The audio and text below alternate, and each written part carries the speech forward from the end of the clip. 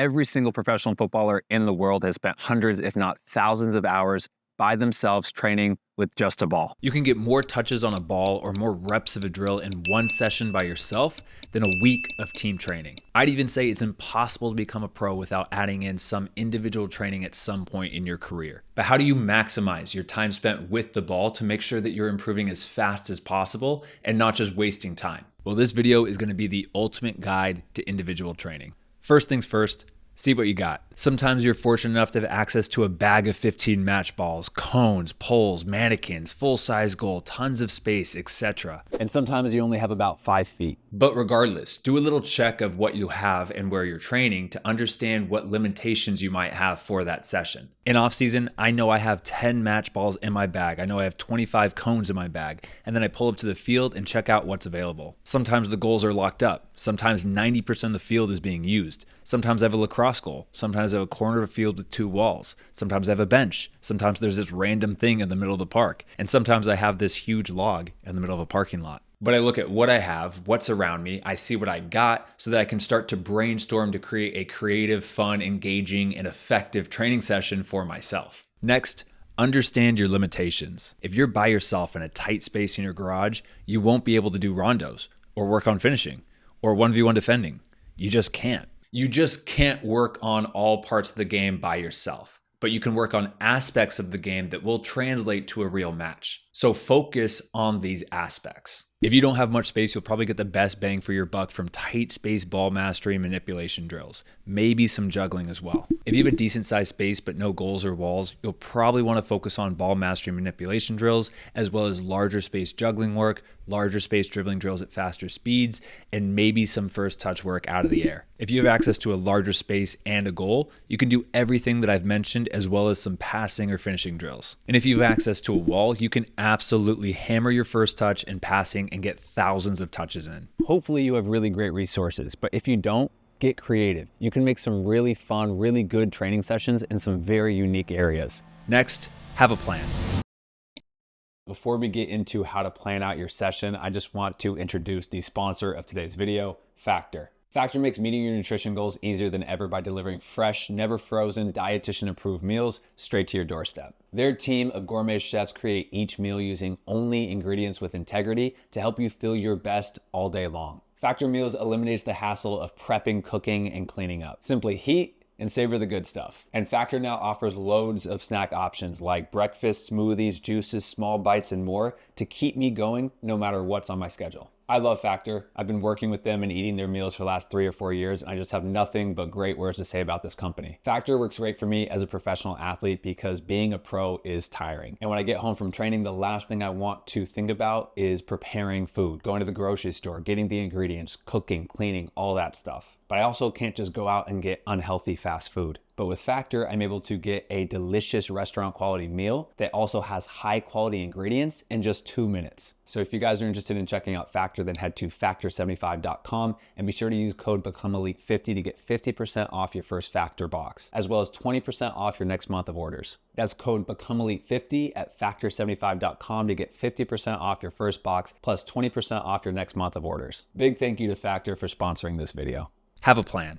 Once you've done a quick check of your gear and your training facilities, you can start to formulate a plan for your session and have goals. Have a focus for that session that you want to work on. You don't have to be Pep Guardiola and have a full training plan in your notebook, but I like to have at least a rough outline or rough plan of what I'm gonna do in that session. Usually my sessions are broken down like this. When I'm by myself, my shorter ball mastery, tight space sessions are only like 20 to 45 minutes long. If I'm at a field with a bit more space, they'll go anywhere from an hour to an hour and a half.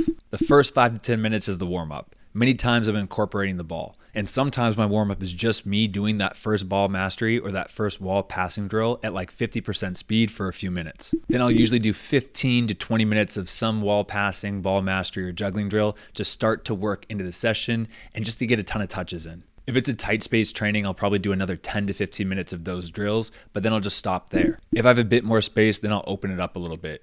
20 minutes of dribbling, passing, circuit style drills. This is where I start to increase the intensity, increase the size of the drills, and really get into the most physically demanding part of the session. These are usually drills where I'm moving and dribbling at really high speeds because they're tiring. But I love these circuit style drills because they're really easy to create, and it's really easy to lock in and focus when you're by yourself. And there's a reason why pros at the highest level do these drills when they're coming back from injury and they're training by themselves, because it's one of the best things you can do by yourself. After that, I'll open up even more and I'll do 20 minutes of some form of striking the ball, whether that's finishing, long balls, crossing, etc. But here's when I slow down the actual workload of it. It's not as much sprinting or running around, but I'm fully warmed up now and I can really strike a ball. But I've also been training now for almost an hour, all by myself with very little breaks, and my legs are starting to get heavy. This is where I can do rep after rep after rep and strike the ball again and again and again and really work on my technique of my shot, cross, or long ball. Then, depending on the day, I'll end with 10 to 15 minutes of some fitness work.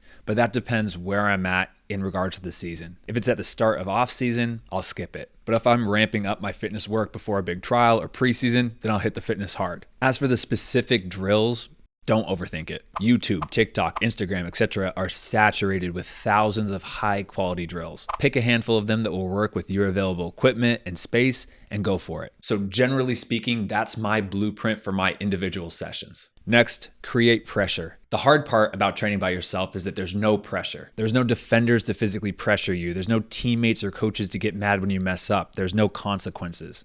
If you miss a shot, no worries. You literally have unlimited attempts to try again. The lack of pressure, the lack of a coach, the lack of rules almost gets players to start relaxing or screwing around because it doesn't matter if you mess up. Whether it's in the wall passing, ball mastery, crossing, finishing, whatever, I like to create these little challenges for myself to apply pressure on myself. For example, in this drill, I try to go 10 passes with each foot in a row without losing control of the ball.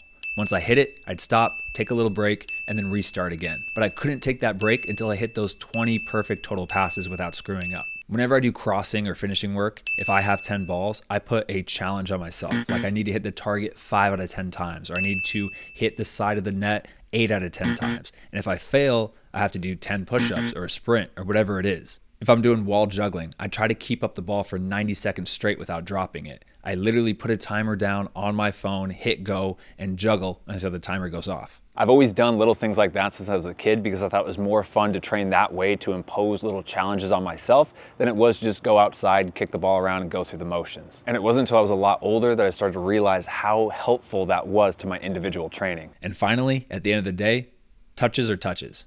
Yes, whenever possible, you want to make every single drill and every single session as game realistic as possible. But one of the main focuses of individual training is to develop your feel for the ball. And sometimes that looks just like this. Getting into an almost calm, zen-like mindset and just juggling, popping the ball up and controlling it, passing it against a wall, doing some fun tricks and flicks, enjoying playing. Touches are touches. You will improve by just going out and getting touches in. One of my favorite quotes regarding this is from Dennis Bergkamp, and it goes like this. Most of the time I was by myself, just kicking the ball against the wall, seeing how it bounces, how it comes back, just controlling it.